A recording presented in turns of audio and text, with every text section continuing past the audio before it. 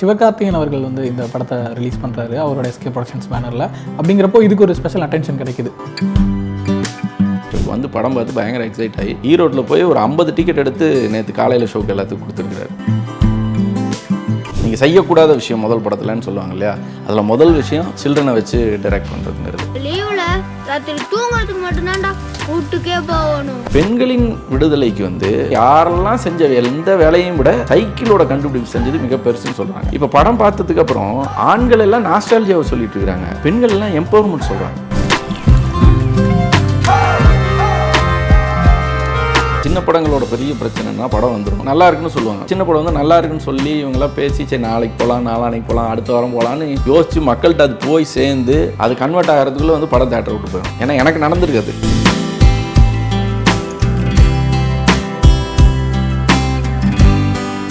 Whistle வியூஸ்க்கு வணக்கம். இந்த வீடியோட ஸ்பெஷல் கெஸ்ட் இயக்குனர் கமலக்கண்ணன் அவர்கள் குரங்குபடல் அப்படின்னு ஒரு அழகான படத்தை கொடுத்துருக்காரு. அந்த படம் பற்றியும் இன்னும் நிறைய விஷயங்கள் பற்றியும் தான் பேச போகிறோம். வணக்கம் சார். வணக்கம். எப்படி இருக்கீங்க? நல்லா இருக்கேன். Super sir. குரங்குபடல் படம் பார்த்தேன், ரொம்ப அழகான படம் சார். பார்க்குறதுக்கு பயங்கர நாஸ்டாலஜிக் ஃபீல் எல்லாமே கொடுத்து விஷுவலாகவே ஒரு சூப்பர் எக்ஸ்பீரியன்ஸ் கொடுத்துச்சு. ஒரு 90s கிட்ஸ் எல்லாருக்குமே ரொம்ப ஸ்பெஷலான படமாக தான் இதுன்னு நினைக்கிறேன். 80s 90s பிறந்து வளர்ந்த எல்லாருக்குமே கனெக்ட் பண்ணிக்கிறதுக்கு படம் முழுக்க ஏகப்பட்ட விஷயங்கள் இருக்குது. ஸோ இப்படி ஒரு படம் பண்ணலாம், குழந்தைங்களோட விளையாட்டை மையப்படுத்தி ஒரு படம் பண்ணலாம் அப்படிங்கிற ஐடியா உங்களுக்கு எப்போ கிரியேட் ஆச்சு சார்? இல்லை, குழந்தைகளோட விளையாட்டு அப்படின்றதில்ல, பொதுவாக குழந்தைகள் சம்மந்தப்பட்ட படங்கள் மேலே எனக்கு முன்னாடி இருந்தே இன்ட்ரெஸ்ட் உண்டு. நான் வந்து கோயம்புத்தூரில் ஒரு ஃபிலிம் சொசைட்டி ரன் பண்ணிட்டு இருந்தோம் ஒரு 12 வருஷம் கிட்ட. அதில் வந்து ஸ்கூல்ஸ் காலேஜஸ்லேயும் போய் இன்டர்நேஷ்னல் ஃபிலிம்ஸ் எல்லாம் போடுவோம். Road home, way home, children of heaven இதெல்லாமே வந்து ஸ்க்ரீன் பண்ணுவோம். அப்போ எல்லாம் குழந்தைங்க பயங்கரமாக ரசிப்பாங்க. அப்போ எனக்கு தோணும், ஏன் நம்ம இந்த மாதிரி படம் இங்கே வர்றதில்ல, ஏன் எவ்வளோ கதைகள் நம்மகிட்ட இருக்குது ஆனால் ஏன் கன்வெர்ட் ஆகலை அப்படின்ற கேள்வி இருந்துக்கிட்டே இருக்கும். ஏன்னா இப்போ பொதுவாக ரசிக்கிறது இதை பொறுத்து தானே, ஆடியன்ஸ் இருக்கிறாங்க ஆனால் கண்டென்ட் இல்லை அப்படிங்கிற ஆஸ்பெக்ட். அந்த ஆஸ்பெக்ட் நான் வந்து யோசிச்சுட்டே இருப்பேன். எல்லாம் பெரியவங்க பார்க்குற படத்தையே குழந்தைகள் பார்க்குறதுக்கான படமாகவே திரும்ப திரும்ப கொடுத்துட்ருந்தோம். இப்போ என்னோடய சின்ன வயசில் மைடியர் குட்டிச்சாத்தான் வந்து அப்படி ரசித்து பார்த்த ஒரு படமாக இருந்தது. அப்புறம் பார்த்தோம்னா குழந்தைகளை பற்றிய படங்கள் நிறையா வந்திருக்கே ஒழிய குழந்தைகளுக்கான படங்கள்ங்கிறது வந்து ரொம்ப கம்மியாக இருந்தது. அப்போ அந்த இடத்துலேருந்து யோசிக்கிறப்ப எனக்கு இந்த சைக்கிள்ஸ் இருக்கிறத வந்து ரொம்ப முக்கியமானது. வந்து நான் இதை என்னோடய படமாக பண்ணியிருக்க வேண்டியது. டெஸ்ட் ஷூட்லாம் பண்ணிவிட்டு அதுக்கப்புறம் நல்ல வேலை படமாக பண்ணல. ஏன் சார் நல்ல வேலை முதல் படமாக பண்ணலான்றீங்க? இல்லை, ஒரு குழந்தைகளை வச்சு இயக்கிறது பொதுவாக சொல்லுவாங்க.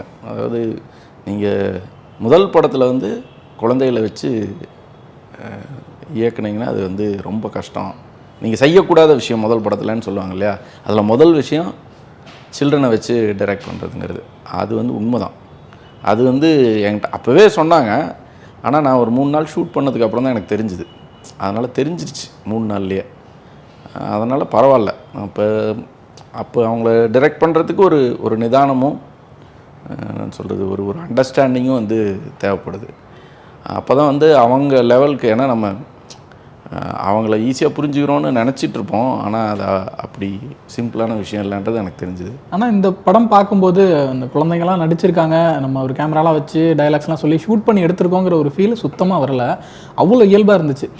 ஒரு சீரியஸான சீன்ஸஸோ அதெல்லாம் கூட நம்ம எடுத்துடலாம். சின்ன சின்ன ரியாக்ஷன்ஸ், ஒருத்தர் பொறாமப்படுறது, கோவப்படுறது, கோச்சிக்கிறது, அதெல்லாமே அவ்வளோ இயல்பாக பண்ண முடியுமா, அவ்வளோ இயல்பாக காட்சிப்படுத்த முடியுமான்னு ஆச்சரியமாக இருந்துச்சு. எப்படி சார் எல்லாத்தையும் இவ்வளோ இயல்பாக ஸ்க்ரீனில் கொண்டு வந்து? முதல்ல நமக்கு தெரியலங்கிறத தெரிஞ்சுக்கணும், அதுதான் ரொம்ப முக்கியமான விஷயம்.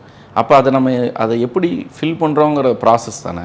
இப்போ இதில் வந்து ஆக்சுவலாக க்ரெடிட் வந்து 2 பேர்த்துக்கு போகணும் இவங்களோட பர்ஃபார்மன்ஸுக்கு. ஒன்று வந்து நந்தகுமார், அவர் வந்து ட்ரெயின் பண்ணார் அவங்க ரொம்ப பசங்களை வந்து செலெக்ஷன் ப்ராசஸ்லேருந்து கூட இருந்து அவங்கள வந்து நடிப்பு பர்ஃபார்மன்ஸ் என்ன, கண்டினியூட்டி என்ன, டைலாக்ஸ் என்ன அப்படின்னு. இப்போ அந்த பசங்களுக்கு வந்து அவங்க டைலாக்ஸ் மட்டும் இல்லை, படத்தோட மொத்த டைலாக்ஸும் தெரியும். ஒவ்வொருத்தரும் என்ன மாதிரி அவங்களுக்குன்னு இப்போ 5 கேரக்டர் இருக்குன்னா 5 பேரும் 5 கேரக்டரை பற்றி கேரக்டரோட டைலாகும் அந்தந்த கேரக்டர் மாதிரியே பேசுவானுங்க.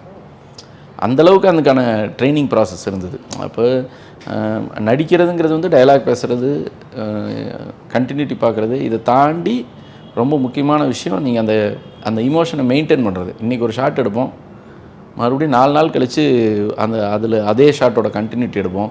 சில சமயம் அதே ஷாட் எடுக்க வேண்டியது இருக்கும். ஒரு சீன்லாம் வந்து காளி வெங்கட் சாரோட காம்பினேஷன் அந்த பையனுக்கு. ஓகே, முக்கியமான சீனு. அவரோட சேர்ந்து எடுத்துட்டோம். எடுத்து முடிச்சாச்சு. அது ஒரு முக்கியமான லொக்கேஷனும் கூட. எடுத்துட்டோம்.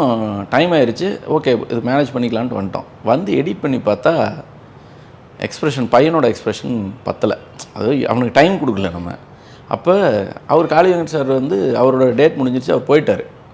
இப்போ இவன் மட்டும்தான் இருக்கிறான். இப்போ இவனை மட்டும் வச்சு அதை மேட்ச் பண்ணி அதை எடுக்கணும். அது எடுத்த லொக்கேஷனும் கிடையாது, எதிரில் நடிக்க வேண்டிய காளியங்கன் சாரும் இல்லை. அப்போ எதுவுமே இல்லாமல் அவனை நடிக்க வைக்கிறோம் முக்கியமான சீனில். உங்களுக்கு தெரியவே தெரியாது படம் பார்த்தீங்கன்னா. அப்படியா? ஆனால் அவன் பர்ஃபார்ம் பண்ணிட்டான். காரணம் என்னென்னா, அந்த ட்ரைனிங் முன்னாடி ஒரு சீனோட மொத்த இதையும் கன்சீவ் பண்ணி ஒரு பர்ஃபார்மன்ஸை வந்து ரிசீவ் பண்ணிக்கணும். அப்போ அவர் எப்படி நடிச்சிருந்தாருன்னு அவன் பார்த்து வச்சுருந்தா மட்டும்தான் எப்போ நடித்தாலும் அதுக்கு அவன் கரெக்டாக ரியாக்ட் பண்ண முடியும். அப்போ அது வந்து அந்த ட்ரைனிங் வந்து நந்தகுமாருக்கு இருக்குது முக்கியமான பங்கு. அவர் என்னோடய அசோசியேட்டு. அப்புறம் ரைட்டர், கோ டைரக்டரு பிரபாகர். அவர் எனக்கு ஜூனியரு. என்னோடய 3 படத்துலையும் என் கூட ஒர்க் பண்ணியிருக்கான். அவனோட பங்கு வந்து ரொம்ப முக்கியம். ஒரு டைலாகை ப்ரெசென்ட் பண்ணுறதையும் அதை அண்டர்ஸ்டாண்ட் பண்ணி வைக்கிறது. ஏன்னா இந்த பசங்கிட்ட ஒரு பெரிய சிக்கல் என்னென்னா, இவங்களுக்கே அந்த காலகட்டம் தெரியாது. இப்போ குழந்தைகளை அவங்க காலகட்டத்தில் அவங்கள மாதிரி நடிக்க வைக்கிறது பரவாயில்ல, அவங்களுக்கு தெரியவே தெரியாது. ஒரு இட்லிக்காக, ஒரு சைக்கிளுக்காக நம்ம இவ்வளோ டிமாண்டிங்காக இருந்திருக்கோம் அந்த டைமு, அதுக்காக இருப்போம் அப்படிங்கிறது எதுவுமே புரியாது. அந்த பீரியட் புரியவே புரியாது. அப்போ அவங்கள அந்த பீரியடுக்கு கொண்டு போய் சேர்க்கறதுக்கு ஒரு வேலை இருக்குல்ல, அதை வந்து தொடர்ந்து ரிமைண்ட் பண்ணிக்கிட்டே இருக்க வேண்டியது இருந்தது. அந்த ப்ராசஸ் இன்னும் ஈஸியாக போனது. ஒரு டெசிஷன், முக்கியமான டெசிஷன் ஒன்று எடுத்தேன். செட்டில் செல்ஃபோன் இருக்கக்கூடாது. அப்படியே நமக்கு வேலைக்காக இருந்தால் கூட அவங்க அந்த ஷூட்டிங் பீரியட், ரிஹர்சல்லேருந்து ஷூட் பண்ணி முடிக்கிற வரைக்கும் அவங்க கையில் செல்ஃபோன் போகக்கூடாது. நீங்கள் இந்த ஊருக்குள்ளே வந்துட்டோம், அது ஒரு 2-3 ஊர் பக்கத்து ஊரில் ஷூட் பண்ணோம். இந்த ஊருக்குள்ளே வந்துட்டோம், இந்த ஊருக்குள்ளே என்ன வேலை வேணால் செஞ்சுக்கலாம், அதை பற்றி ஒரு பிரச்சனையும் கிடையாது. ஏன்னா அவனுக்கு அது புரியணும்ல. அதனால் ஏன்னா பொதுவாக என்ன பண்ணுவோன்னா, அவங்களுக்கு செல்ஃபோன் இருக்காது, ஆனால் பெரியவங்களோட செல்ஃபோனை வாங்கியிருப்பாங்க. அதனால் முதல் இன்ஸ்ட்ரக்ஷன் வந்து அவனுக்கு நோ செல்ஃபோன்ஸ், நோ ஸ்க்ரீன்ஸ், எதுவுமே கிடையாது. டிவி ஸ்க்ரீனோ, செல்ஃபோன் ஸ்க்ரீனோ, எந்த லேப்டாப் ஸ்க்ரீனோ, எந்த ஸ்க்ரீன் எக்ஸ்போஷரும் கிடையாது. இப்போ என்ன பக்கத்தில் இருக்கிற தேட்டரில் போய் படம் பார்த்துக்கலாம், அது இருக்குது. பட் எந்த எக்ஸ்போஷரும் கிடையாது. அப்போ அதுவே அவங்களுக்கு வந்து முதல்ல அந்த ஆம்பியன்ஸை வந்து அந்த ஊரை, அந்த தன்மையை கொஞ்சம் நிமிர்ந்து பார்க்குறாங்கல்ல, அதை கொஞ்சம் புரிய வைக்குது. இப்படி சைக்கலாஜிக்கலாக கொஞ்சம் கால்குலேட் பண்ணி அவங்கள வந்து ப்ரிப்பேர் பண்ண வச்சது. அப்புறம் அவங்க உண்மையிலேயே டேலண்டட். அது வந்து சாதாரண விஷயம் இல்லை. ஏன்னா அவங்க ஒரு 70-80 பேர்லேருந்து ஸ்க்ரூட்னைஸ் பண்ணி கொஞ்சம் கம்மி பண்ணி அவங்க ஜிஸ்ட்டாக எடுத்து வச்சுருக்கங்களேன். உண்மையிலே டேலண்ட். அவங்க நடிப்பில் மட்டும் இல்லை, அவங்க வந்து நிறைய டேலண்ட்ஸ் வச்சுருக்காங்க அவங்ககிட்ட. அது வந்து எனக்கு அது அமேசிங். நான் வந்து பார்த்துட்டு, சரி நம்ம என்ன இவ்வளோ விஷயம் இந்த வயசுலேயே கற்று வச்சுருக்காங்களே அப்படின்ற விஷயம் அது அவனுக்கிட்ட சொல்லக்கூடாது இதை. ஆனால் வந்து அது உண்மை. பர்ஃபார்மன்ஸ், ஒரு விஷயத்தை ரிசீவ் பண்ணிக்கிறது, அதை ப்ரெசென்ட் பண்ணுறது, அதெல்லாமே வந்து ரொம்ப டேலண்டட். அதனால் இந்த கிரெடிட் எல்லாம் டீம் தானே, எல்லாத்துக்கும் சேர்ந்து தான். இப்போது 80களின் கோடைக்காலம் அப்படிங்கிற மாதிரி தான் இந்த படம் நடக்குது. 90ஸ்லேயுமே விளையாண்டுட்டு இருந்தோம். 2000க்கு அப்புறம் தான் அந்த டிவியோட எக்ஸ்போஷர் அதிகமாகுது அப்படிங்கிற மாதிரி இருந்ததுனால 80களை சூஸ் பண்ணுறதுக்கு அந்த டைமில் தான் அதிகமாக விளையாடினாங்க அப்படிங்கிறத தாண்டி வேறு ஏதாவது காரணம் இருக்கா சார்? இது வந்து ஒரு 60s 70ஸ்ல நடக்கிற மாதிரியான சிறுகதையாக தான் இருக்குது. அதை 80கள் கொண்டு வந்ததுன்னா, 80கள் ஒரு முக்கியமான டிரான்ஸ்ஃபார்மேஷன் பீரியடாக நான் பார்க்குறேன். நான் சொல்கிறது இப்போ 90s கிட்ஸ்க்கும் அதுக்கு அந்த எக்ஸ்பீரியன்ஸ் இருந்தால் கூட, குளோபலைசேஷன், அதாவது 91ல் குளோபலைசேஷனுக்கு வந்து இந்தியா ஓப்பன் ஆனது வந்து ஒரு மிகப்பெரிய சேஞ்ச் ஓவர். மிட் 80ஸும் கூட நம்மளோட கிராமத்து விளையாட்டுகள் இது எல்லாமே வந்து கிரிக்கெட்டோட இன்ஃப்ளூயன்ஸ்குள்ளே நுழைய ஆரம்பித்தது. இப்போ நம்ம வந்து விளையாடவே மாட்டேங்கிறாங்கன்னு சொல்கிறோம், ஆனால் 90ஸ்லேருந்து மிட் 80ஸ்லேருந்து கிராமத்து விளையாட்டுகள் எல்லாம் கொஞ்சம் கொஞ்சமாக காணாமல் போக ஆரம்பிச்சிது. அதோட ஆரம்ப புள்ளி வந்து இப்போ கிரிக்கெட்டோட இன்ஃப்ளூயன்ஸு, டிவியோட பெனட்ரேஷனு, குளோபலைசேஷன், இது எல்லாத்துக்குமான விதை வந்து மிட் 80ஸ்ல தான் வந்து. அப்போ அந்த காலகட்டத்தில் வைக்கிறது வந்து கொஞ்சம் ஆப்டாக இருக்கும். குறைந்தபட்சம் யாராவது ஒருத்தர் கேள்வி கேட்பாங்க, அப்போ இந்த பதில் சொல்லலாங்கிறதுக்கு தான். Okay sir. இப்போ 80s அப்படின்னு காட்ட போகிறோன்னா, நம்ம இப்போ இருக்க நிறைய விஷயங்களை ஸ்க்ரீனில் வராமல் பார்த்துக்கணும், அண்ட் அப்போ இருந்து நிறைய விஷயங்களை புதுசாக கொண்டு வரணும்னு ஒன்று விஷயம் இருக்குல்ல, அதுக்கு என்ன மாதிரி மெனக்கடல்கள் இருந்துச்சு உங்களுக்கு? முதல்ல வந்து ஒரு கான்சியஸாக நிறைய தேட வேண்டியது இருந்தது. ஏன்னா நமக்கே இப்போ செட்டில் நிறைய 80s ஆட்கள் இருந்தாங்க. ஆனாலும் நம்ம காலகட்டம் மாற மாற நம்ம அதை மறந்துடும்ல. அந்த காலகட்டம் எப்படி இருக்குது, அங்கே என்ன அப்போ எப்படி இருந்தோம், என்ன மாதிரி பேசியிருப்போம், ஊர் எப்படி இருந்தது அப்படிங்கிறதுக்கு அந்த ரெஃபரன்ஸ் எல்லாம் கொஞ்சம் நிறையா கலெக்ட் பண்ண வேண்டியது இருந்தது முதல்ல. பெரிய சேலஞ்சாக இருந்தது பிளாஸ்டிக் வந்து ஒரு பெரிய சேலஞ்ச். பிளாஸ்டிக்கோட ப்ரெசன்ஸ் அந்த காலகட்டத்துலேயும் பிளாஸ்டிக் இருந்தால் கூட அந்த காலகட்டத்தில் பிளாஸ்டிக் வந்து இருந்ததுன்னா உடனே பிளாஸ்டிக் கவருங்கிறத உடனே எடுத்து சேஃபாக வச்சுப்பாங்க. ஏன்னா அதை மழைக்காயுதன்னு தான் சொல்லுவாங்க. அதோட ப்ரெசன்ஸ் ரொம்ப கம்மி. அதனால் வந்து நம்ம ஸ்ட்ரீட்ஸில் எல்லாம் வெளியில் வந்து அது சும்மாலாம் இன்றைக்கி கிடக்கிற மாதிரியெல்லாம் கிடக்காது. அதனால் பிளாஸ்டிக்ஸை ரிமூவ் பண்ணுறது வந்து ஒரு பெரிய விஷயமா இருந்தது. நீங்கள் வந்து நம்ம வந்து அந்த கான்சியஸே இல்லாமல் இருக்கணும். நான் வந்து என்விரான்மெண்ட்டு இருக்கிறது ஒன்று, நமக்கு முதல்ல கான்சியஸ் வர்றது வந்து ரொம்ப ரொம்ப முக்கியமான விஷயமா இருக்குது. ஃப்ரேம் எங்கே வச்சாலும் அவ்வளவு பிளாஸ்டிக். நம்ம என்னமோ பிளாஸ்டிக் வந்து எங்கேயோ எதையோ செஞ்சுட்டு இருக்குதுன்னு நினச்சிட்டு இருக்கிறோம். அதை ரிமூவ் பண்ணுறது ஒரு பெரிய வேலையாக இருந்தது. அதுக்கப்புறம் தான் டைமை க்ரியேட் பண்ணுறது. நீங்கள் எவ்வளவு செட்டு போட்டு என்னெல்லாம் பண்ணாலும் ஒரு என்னன்னு சொல்கிறது, ஒரு லேஸோட கவர் வந்ததுன்னா கதை முடிஞ்சு போயிடும். ஒரு பிளாஸ்டிக் பாட்டில் வந்ததுன்னா, ஒரு பிஸ்லரி பாட்டில் வந்ததுன்னா கதை முடிஞ்சிடும். இந்த மாதிரி வந்து உங்களுக்கு பிளாஸ்டிக்ஸோட இம்சை வந்து ஒரு பெரிய வேலையாக இருந்தது. அதுக்கப்புறம் அந்த டைமில் ஏன்னா நமக்கு வெளியிலேருந்து பார்க்குறவங்களுக்கு ஒரு இமேஜினேஷன் இருக்கும். அந்த ஊரே ஏதோ 1980s போன மாதிரி இருக்குங்க. சினிமாவோட தன்மை, சினிமா எடுக்கிறத அண்டர்ஸ்டாண்ட் பண்ணிக்கிட்டோம்னா நம்ம ஃப்ரேமுக்கு வேலை செஞ்சால் போதும். இந்த இடத்துலேருந்து இந்த இடம் ஒரு அந்த ஒரு ஸ்ட்ரீட்டை மட்டும் வேலை செஞ்சால் போதும். ஒரு ஸ்ட்ரீட்டுங்கிறது வந்து ஒரு 40-50 அடிக்கு மட்டும், அதுலேயும் நம்ம கேமரா எங்கே வேலை செய்தோ அதை மட்டும் செஞ்சால் போதும். அதனால் வந்து அது ரொம்ப டிஃபிகல்ட்டாக இல்லை. ஏன்னா அது படத்தோட பெரிய சைக்கிளில் மட்டும் ஐடென்டிஃபை பண்ணிட்டாவே ஓரளவுக்கு இருந்தது. பட் அதுக்கு வந்து ஒரு சின்சியர் எஃபோர்ட் போட்டோம். அதனால தான் வந்து எந்த டவுட்டும் வரல. இல்லைன்னா ஒரு வட்டத்தை போட்டு உடனே இங்கே பாருங்கள் செல்ஃபோன் டவர் தெரியுது அப்படின்றது. நீங்கள் எங்கே வேணால் வட்டம் போடலாம், கண்டுபிடிக்க முடியாது. இப்போது எதெல்லாம் காட்டலாம் அப்படிங்கிறப்ப இந்த படத்தில் காட்டப்படுற வீடுகள் வந்து இன்னுமே ஏதாவது ஒரு இடத்துல இருந்துகிட்டு தான் இருக்குது. கைத்தறி நெசவாளர்கள் வராங்க, இன்னுமே கைத்தறியில் பண்ணிகிட்டு இருக்கவும் இருக்கிறாங்க. தேட்டர் ஒன்று காட்டுறாங்க, அந்த மாதிரி தேட்டர் இருக்கான்னு எனக்கு தெரியல. ஒரு பாலம் ஒன்று வருது, படகுல போகிறாங்க. இந்த மாதிரி என்னென்ன விஷயங்கள் நீங்கள் வந்து புதுசாக கிரியேட் பண்ண வேண்டி இருந்துச்சு? ஆக்சுவலாக அந்த தேட்டர் வந்து நாங்கள் எடுத்தப்போ அப்படி தான் இருந்தது. இன்றைக்கி அப்படி இல்லை. அதுதான் முக்கியமான சேஞ்ச். அப்போ தான் லாக்டவுன் முடிஞ்சு ஒரு வருஷம் அந்த டைமில் இருக்குது. தேட்டர்லாம் பயங்கரமாக தடுமாறிட்டு இருந்தது. அப்படிப்பட்ட மேட்டூரில் எடுத்தோம் அந்த தேட்டர். எங்கள் மாமா ஒருத்தர் ரன் பண்ணிட்டு இருந்தார் அந்த தேட்டரை. அந்த தேட்டரில் எடுத்தோம். இன்றைக்கி வந்து அந்த தேட்டர் அப்படி இல்லை. இப்போ ஃபுல்லாக வந்து வேறையாக மாற்றிட்டாங்க. இப்போ அந்த படம் பார்க்குறப்ப அவங்களுக்கே நாஸ்டாலஜியாக இருக்குது. நம்ம தேட்டர் வந்து இப்படி இருக்குது அப்படின்னு 2 வருஷத்துக்குள்ளே நாஸ்டாலஜி ஃபீல். ஆமாம். ஏன்னா டைம் அவ்வளோ மாறுது இல்லைங்க. நான் முந்தானேத்து இந்த ரோட்டில் வந்துட்டு போனேன். 2 நாள் கழித்து வந்தால் யூட்டன் மாறி இருக்குது, இது மாறி இருக்குது, எல்லாமே மாறி இருக்குது. உலகம் வந்து அவ்வளோ வேகமாக மாறிட்டு இருக்குது. அதனால் நாஸ்டாலஜியாக வந்து வருஷத்துக்கு வருஷம் இருக்குது.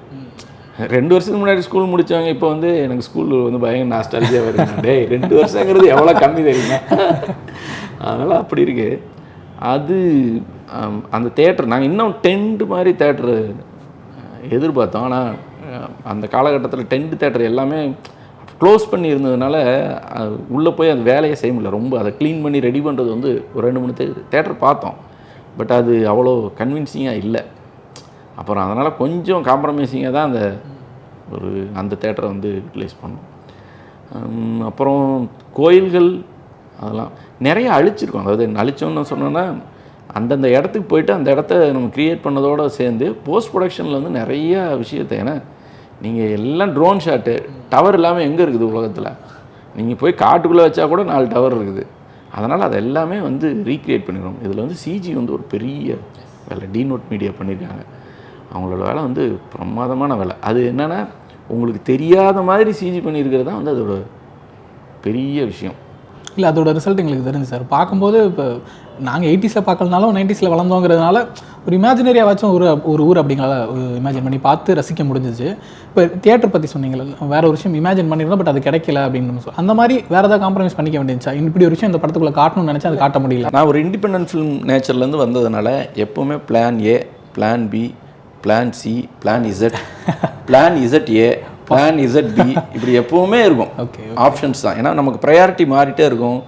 கிடைக்கும், கிடைக்காது, எல்லாமே மாறும். அப்போ அந்த ஆப்ஷனோட நம்ம இருந்துக்கிட்டே இருப்போம்.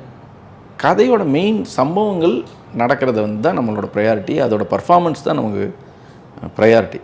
அப்போ அதை வந்து ஒரு வேளை அதெல்லாம் மிஸ் ஆகலைன்னா நம்ம இடத்த மாற்றிட்டே இருப்போம். அதுதான் நான் சொன்னது. அது காம்ப்ரமைஸ் இல்லை, அது செகண்டரி லேயர் தான். அது வந்து ஒரு சப்போர்ட்டிவ் எலிமெண்ட்டு தான். இங்கே இமோஷன்ஸ் மிஸ் ஆகிறப்ப தான் நீங்கள் அதையெல்லாம் வந்து கவனிக்கிறீங்க. அப்போ நான் ப்ரைமரியாக இதை வச்சுருப்பேன்.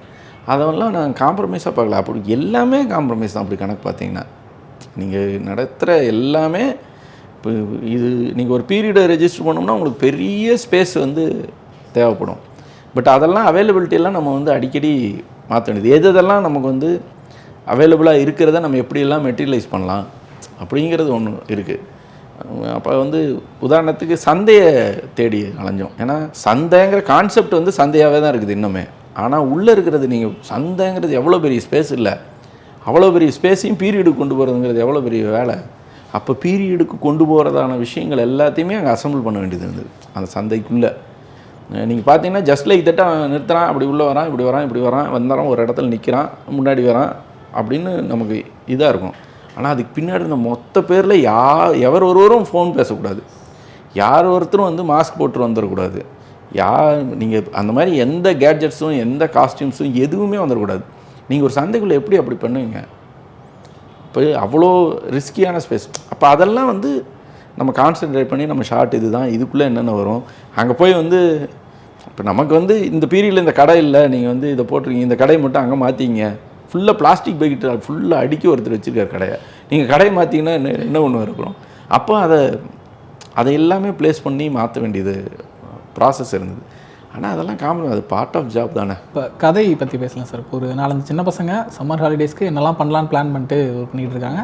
அதில் ஒரு திட்டம் தான் மலைக்கு போகணும்னா சைக்கிள் ஓட்ட கற்றுக்கணும், சைக்கிள் ஓட்ட கற்றுக்கணும்னா மிலிட்ரி கிட்ட போய் நிற்கணும்னு சொல்லிட்டு இப்படி ஆரம்பிக்கிற கதை வந்து நிறைய லேயர்ஸ் இருக்குது. அங்கே ஒரு சைக்கிள் கடைக்காரர் இருக்கிறாரு, அவருக்கு ஒரு கதை சொல்கிறாங்க, அவர்கிட்ட டெய்லியும் குடிக்கிறது கடன் கேட்டு ஒருத்தர் வந்துகிட்டு இருக்கிறாரு, ஒரு குட்டி பையனோட அப்பா சைக்கிள் ஓட்டுறதில்ல, அதுக்கு ஒரு கதை இருக்குது அப்படின்னு சொல்லிட்டு நிறைய லேயர்ஸ் இருந்துகிட்டு இருந்துச்சு. அது எல்லா லேயருக்குமே ஏதோ ஒரு எமோஷன் இருக்கிற மாதிரி இருந்துச்சு, நிறைய ஹியூமருமே இருந்துச்சு. அது எப்படி சார் கேப்சர் பண்ணீங்க? பொதுவாக தமிழ் சினிமாவில் வந்து சப்ளாட்ஸ்ன்னு சொல்லுவோம். ப்ரைமரி பிளாட் மட்டும் பத்தாது. வந்து மற்ற எந்த லாங்குவேஜ் பிளாட்ஸோடு நீங்கள் பார்த்தீங்கன்னாலும் தமிழ் சினிமா வந்து ஒரு படி மேலே இருக்கும். அதாவது ஒரு காலகட்டத்தில் வசூல் அதிகமாக இருக்கும், கம்மியாக இருக்கும், அது தனி. பட் கான்டென்ட்டில் பார்த்தீங்கன்னா சிங்கிள் பிளாட்டை மட்டும் நீங்கள் சொல்லி வந்து கன்வின்ஸே பண்ண முடியாது. இந்த படம் வந்து சொல்கிறப்ப ஒரு சிம்பிள் பிளாட் மாதிரி இருக்கும். ஏன் உங்களுக்கு இன்ட்ரெஸ்டிங்காக இருக்குதுன்னா அது சிங்கிள் பிளாட் கிடையாது. எல்லா கேரக்டருக்கும் ஆர்க் இருக்குது, எல்லா கேரக்டருக்கும் ஒரு கதை இருக்குது, அது எல்லாம் உன்னோட பின்னி இருக்குது, அது எல்லாம் சைக்கிளோட பின்னிருக்கு.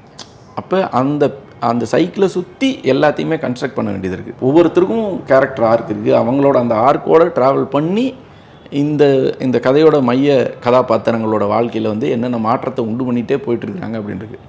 இன்னொன்று, நமக்கு பொதுவாக கதை உருவாக்குறப்ப, அதுவும் ஒரு சினிமா உருவாக்குறப்ப பிளாக் அண்ட் ஒயிட்டுன்னு மாறிடும்.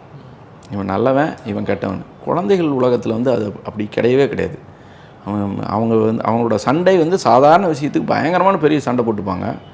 மிகப்பெரிய சண்டைன்னு நம்ம நினச்சிட்டு இருக்கிறத ஒரு பாப்பின்ஸில் தீர்த்துப்பாங்க.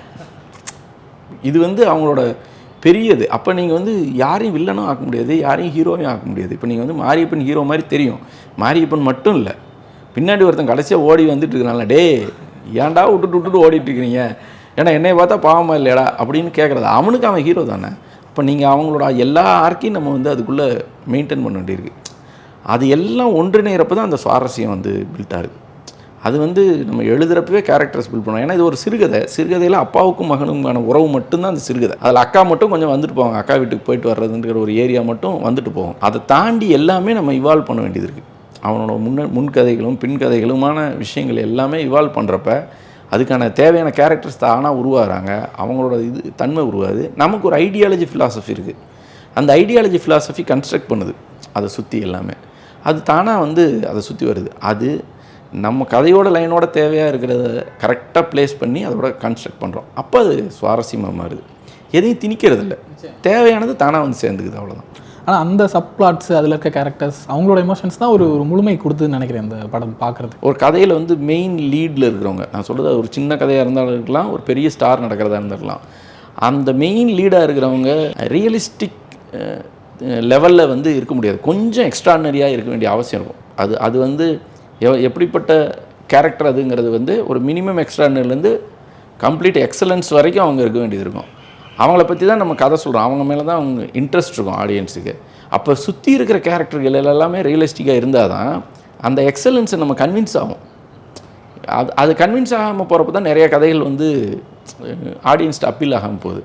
அப்போ அந்த துணை கதாபாத்திரங்கள் வந்து ரொம்ப ரொம்ப முக்கியம் ஒரு கதைக்கு. அடுத்தது சினிமாட்டோகிராஃபி பற்றி பேசலாம் சார். ஏன்னா விஷுவலாக அவ்வளோ அழகாக இருந்துச்சு படம். வெறுமனே ஒரு பொய்டிக் ஷாட் வைக்கிறேன் அப்படிங்கிற மாதிரி இல்லாமல் ரொம்ப மீனிங்ஃபுல்லாக இருந்துச்சு நிறைய ஷாட்ஸு.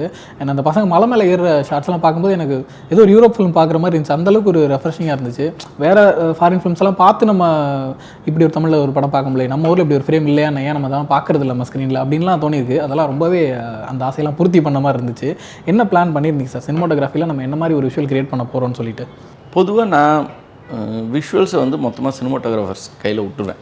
நான் வந்து விஷுவலைசேஷனுக்கு உள்ளே நுழைய மாட்டேன். என்னோடய ப்ரையாரிட்டி மொத்தமே கேரக்டர்ஸோட பிஹேவியர், அவங்களோட ரியாக்ஷன்ஸ் இதுக்குள்ளே தான் இருக்கும். ஆனால் ஒன்று மட்டும் முன்னாடியே டிசைன் பண்ணோம் பேசி, என்னென்னா இந்த படம் வந்து சைக்கிளை பற்றிய படம்.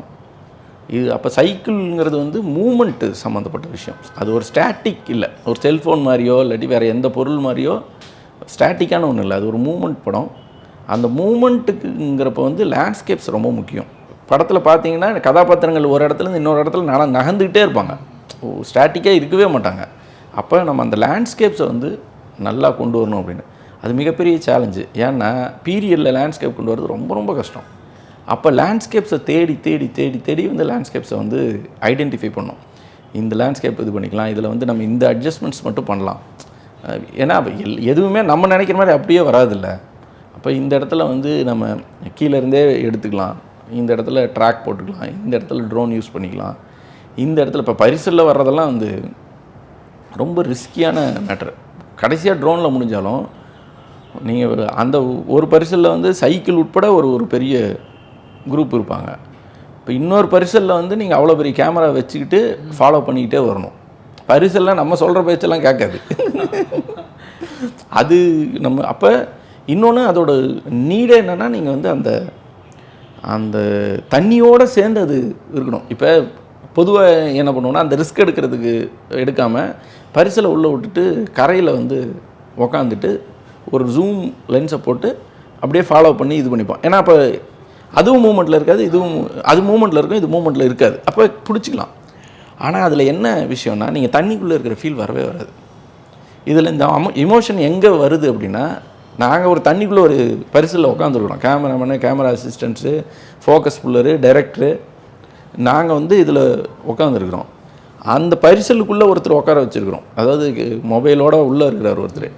இப்போ அவர் ஒரு கேரக்டராக உள்ளே வச்சுருவோம். இங்கேருந்து நம்ம மொபைலில் இன்ஸ்ட்ரக்ஷன் கொடுக்கறதுக்கு ஏற்ற மாதிரி அவர் வந்து இன்ஸ்ட்ரக்ஷன் கொடுத்து அதுவும் பேரலாக பேலன்ஸ் பண்ணிகிட்டே போவோம். அப்போ தான் நீங்கள் தண்ணிக்குள்ளேருந்து அதை பார்க்குற ஃபீல் வரும். உதாரணம் சும்மா எப்படி எக்ஸிக்யூட் பண்ணுறேன்னு அந்த ஒரு சீக்வன்ஸ் மட்டும் சொல்கிறேங்க.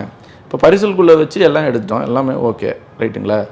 திடீர்னு வந்து உங்களுக்கு ட்ரோனில் போகுது, சீன் வந்து ட்ரோனில் முடியுது ரைட்டுங்களா. அவ்வளோ பெரிய பரிசல் இருக்குது, நம்ம பரிசலை வந்து இங்கேருந்து வச்சு எடுத்துட்டோம். நிறையா கண்டினியூட்டி வேறு எதுவும் இல்லை, ஒரே ஒரு பரிசல் மட்டும் கிராஸ் பண்ணி போகிற வச்சுட்டோம்.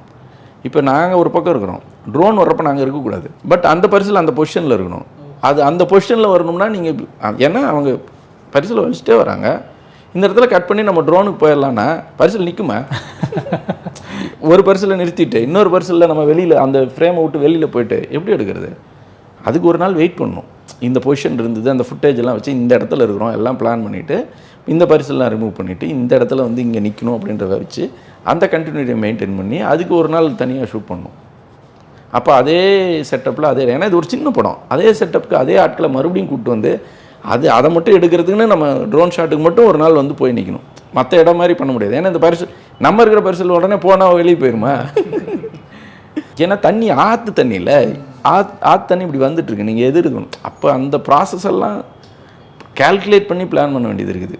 நம்ம பாட்டு இஷ்டத்துக்கு ஷூட் பண்ண போகலாம் அப்படின்னு போக முடியாது. இதெல்லாம் இருக்குது, இந்த பிரச்சனை வரும், இந்த பரிசல் நம்ம அங்கேருந்து கொண்டு வரணும் அப்படின்னு அதுக்கு ஒரு பெரிய ப்ரொடக்ஷன் பிளான் வந்து செய்ய வேண்டியது இருக்குது. இப்போ சைக்கிள் பற்றி சொன்னீங்க சார். இந்த படத்தில் இருக்கிற எல்லா கேரக்டர்ஸுமே சைக்கிளோட கனெக்ட் ஆகி தான் இருக்கிறாங்கன்னு சொல்லிட்டு, சைக்கிள் பற்றி யோசிக்கும் போது அதோட மூமெண்ட்ஸ்லேருந்து எல்லா விஷயங்களும் யோசிக்கிறப்ப மனித வரலாற்றில் ஒரு முக்கியமான எவல்யூஷனுங்கிற மாதிரிலாம் தோணுது. ஏன்னா சைக்கிள் வந்ததுக்கப்புறம் தான் நம்ம நினச்ச இடத்துக்கு நடந்து போகிறதோட ஃபாஸ்ட்டாக போகலாம் அப்படிங்கிற விஷயம் இருந்துச்சு. அதோட ஃபிலாசபிக்கல் லேயர் இந்த படத்துக்குள்ளே கொண்டு வரலான்றது எப்படி சார்? முதல் டிரான்ஸ்ஃபார்மேஷனுங்கிறது வந்து நீங்கள் ஒரு கருவி ஒரு மெஷின், ஒரு இயந்திரம் வர்றப்ப அந்த சமூகத்தோட மொத்த ஸ்ட்ரக்சருமே மாறும். ஒரு உதாரணம் சொல்லணும்னா, மல்லேசம்னு ஒரு படம் இருக்குது தெலுங்கில்.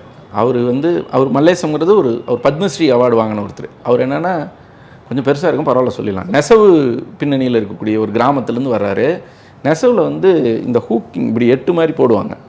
அது அப்போ அதை அவர் ஒரு கண்டுபிடிப்பு செய்கிறதுக்கு முன்னாடி வரைக்கும் வீட்டில் இருக்கிற பெண்கள் தான் அதை ரெடி பண்ணி கொடுப்பாங்க. இந்த பாவை சுற்றுறதுக்கான இது டெய்லரிங் மிஷினில் இருக்கிற மாதிரியான ஒரு மேட்ரு. அது பண்ணியே அவங்க அம்மாவுக்கெல்லாம் பயங்கரமாக ஷோல்டர் பெயின் வந்துடுது. இப்போ என்ன பண்ணான்னா அதுக்கு ஒரு மெஷின் தயாரிக்கணும்னு முடிவு செய்யலாம்.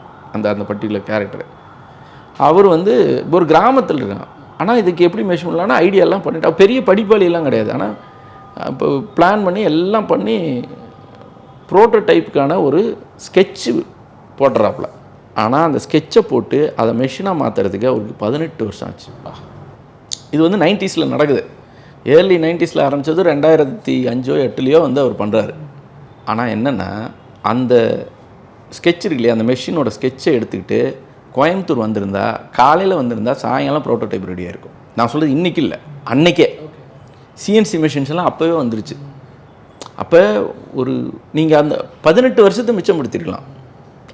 நீங்கள் ஒரு தன்மை ஒரு சமூகத்தில் ஒரு விஷயம் வந்திருந்ததுன்னா 18 வருஷமாக அவன் அந்த ஐடியா க்ரியேட் ஆயிடுச்சு. ஆனால் எக்ஸிக்யூட் பண்ணி வர்றதுக்கான சூழல், சமூக சூழல் பொருளாதார சூழலும் டெக்னாலஜியும் அதை உருவாக்குற கருவிகளும் அவங்க சமூகத்தில் இல்லை.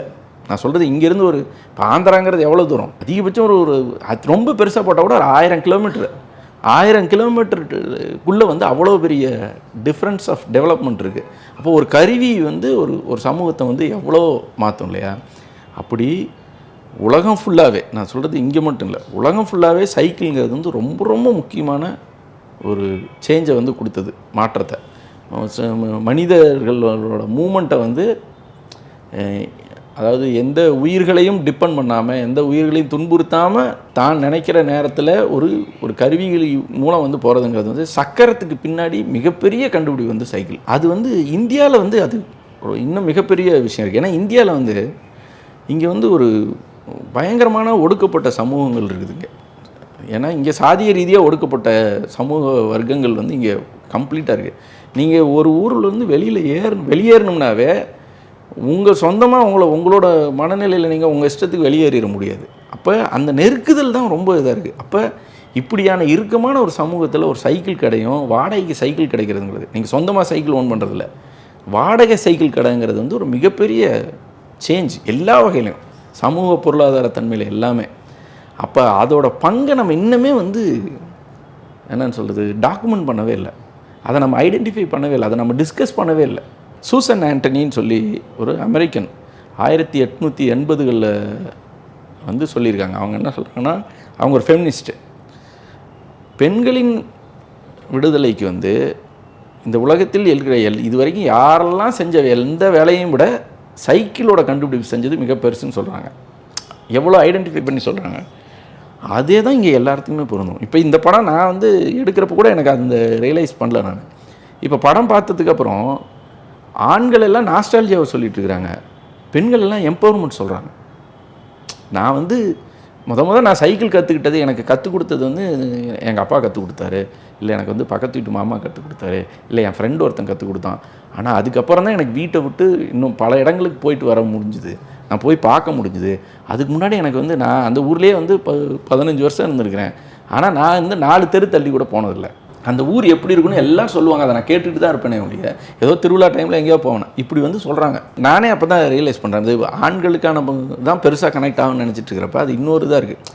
இப்போ நம்ம அதை ஐடென்டிஃபை பண்ணி ப்ரெசென்ட் பண்ணுறப்ப அதை திரும்ப திரும்ப சொல்கிறாங்க. அதுதான் இந்த படத்தோட கடைசி தன்மையில் கந்தசாமி பேசுகிற அந்த டைலாகோட அங்கே தான் முடியுது. அது என்ன மாதிரி என்ன குண்டு சட்டியிலே குதிரை ஓட்டிகிட்டு இருப்பானே அப்படின்ற இடம் எங்கே வருதுன்னா அதுதான் பஞ்சு. இல்லை, இந்த ஆஸ்பெக்ட் நானுமே யோசிக்கல சார். பெண்கள் இதை எம்பவர்மெண்ட்டாக பார்க்குறாங்கன்றது ரொம்பவே இன்ட்ரெஸ்டிங்காகவும் புதுசாகவும் இருக்குது. நாங்கள் ஷூட் பண்ண இடம் கிராமம்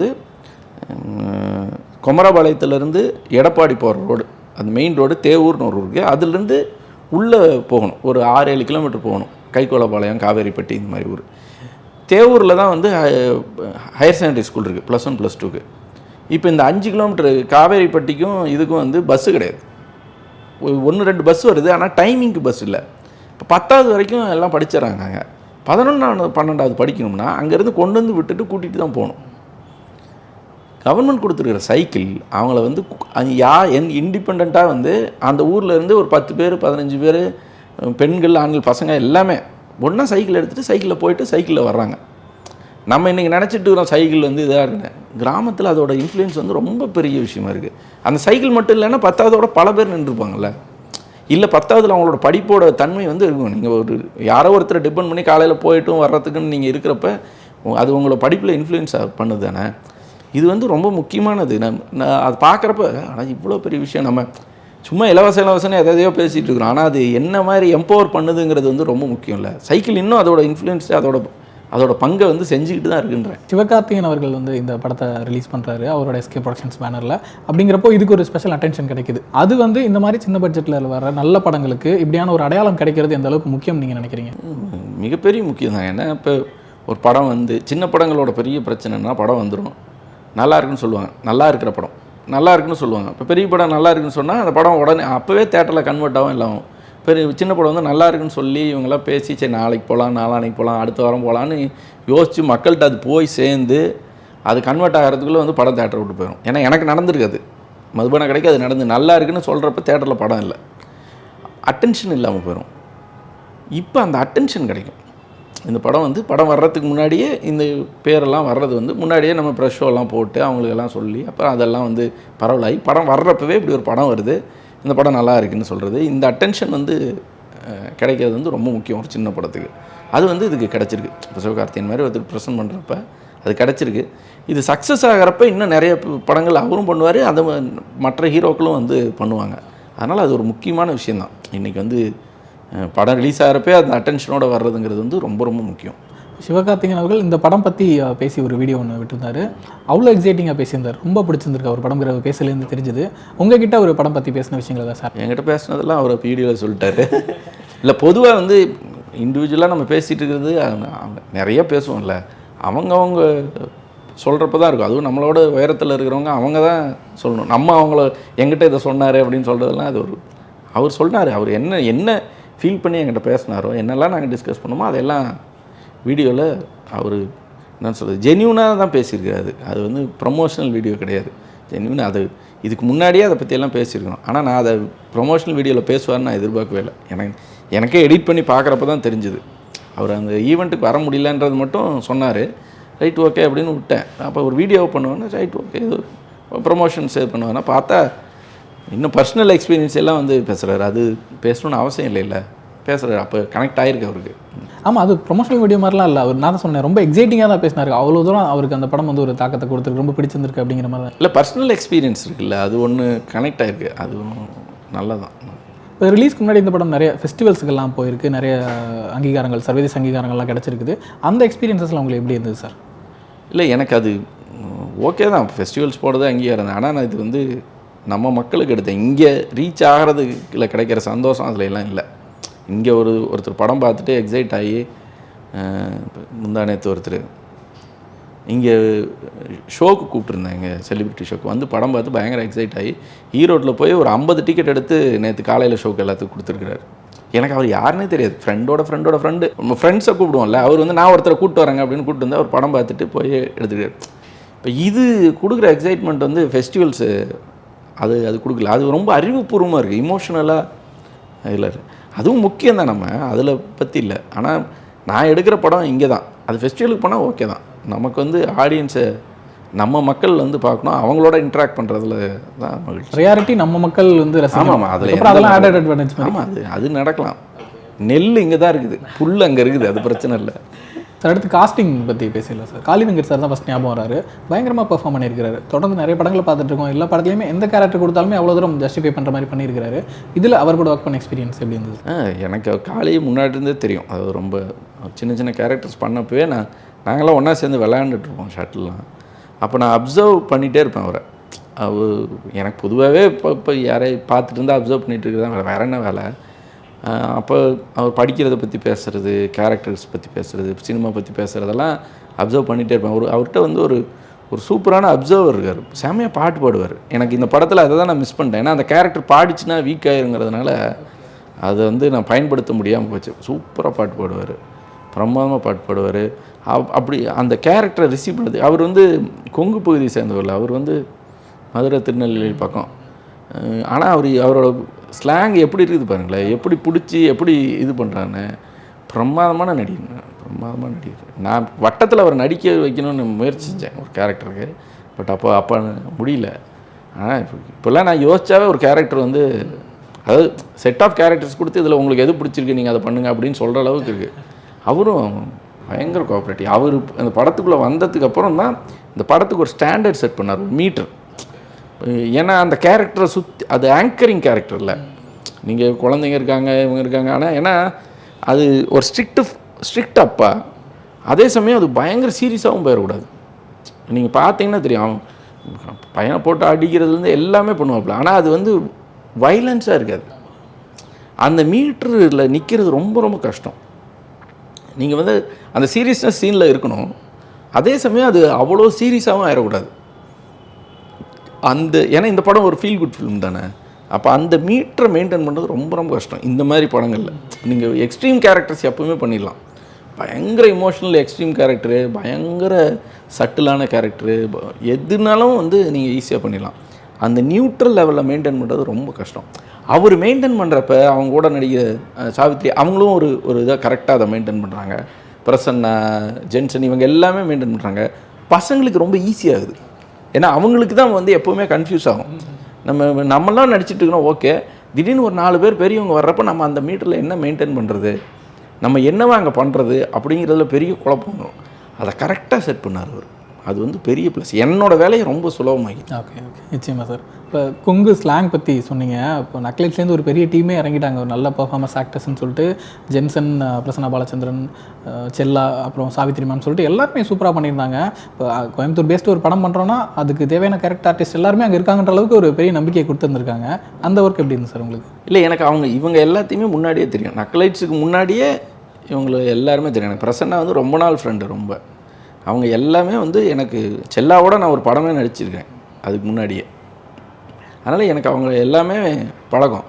இவங்கெல்லாம் பிரமாதமான டேலண்டடாக இப்போ வந்து உருவாகி வந்திருக்காங்க. இந்த படம் இல்லை, இதுக்கு முன்னாடியே அவங்க ஸ்டார் ஆகிட்டாங்க. ஆக்சுவலாக படம் வர்றதுக்கு முன்னாடி இந்த படத்தில் வந்து யாரெல்லாம் இருக்கிறாங்கன்னு சொல்கிறப்ப இவங்கெல்லாம் பேர் சொல்லும் நடிகர்கள் ஆகிட்டாங்கல்ல. அதனால் வந்து நான் சொல்கிறது அவங்க கொங்கு பகுதின்னு மட்டும் இல்லை, இவங்க எல்லாருமே பிரமாதமான பெர்ஃபார்மர்ஸ். நீங்கள் வெவ்வேறு இடத்துல வெவ்வேறு, இப்போ பிரசன்னா வந்து மண்டேலாவில் சவுத்தில் இருக்கிற ஏதோ ஒரு கிராமத்தில் ஒரு ஆளாக தான் நடிச்சிருந்தார். நமக்கு ஒன்றும் ஒரு டிஃப்ரென்ஸும் தெரியல. சுழலில் வந்து ஏதோ ஒரு மலை கிராமத்தில் இருக்கக்கூடிய ஒரு போலீஸ் ஆஃபீஸராக போலீஸாக நடிச்சிருக்காரு. அதனால் அவங்கள வந்து கொங்கு பகுதி ஆட்களாக மட்டும் இது சுருக்கிறதில்ல. அவங்க எல்லாமே பிரமாதமான பர்ஃபார்மர்ஸ். எனக்கு அந்த பகுதி கதையாக இருந்ததுனால சுலபமாயிருச்சு. இப்போ நான் அது சென்னை கதை பண்ணாலும் இவங்களை எல்லாத்தையுமே பயன்படுத்துவேன். ஏன்னா அதுக்கான எல்லா டேலண்ட்டும் சின்சியாரிட்டியும் உள்ள நடிகர்கள் அவங்க. இது எனக்கு இன்னும் சுலபமாயிருச்சு. அவங்கள இப்போ ஏதாவது ஒரு பழமொழி சொன்னால் கூட ஓகே. ஏன்னா பார்த்தீங்கன்னா படம் ஃபுல்லாக பழமொழி பேசிட்டேன். எல்லா கேரக்டரும் பழமொழி பேசும். எல்லா கேரக்டரோட இன்ட்ரோவும் பழமொழியை சுற்றி இருக்கும்.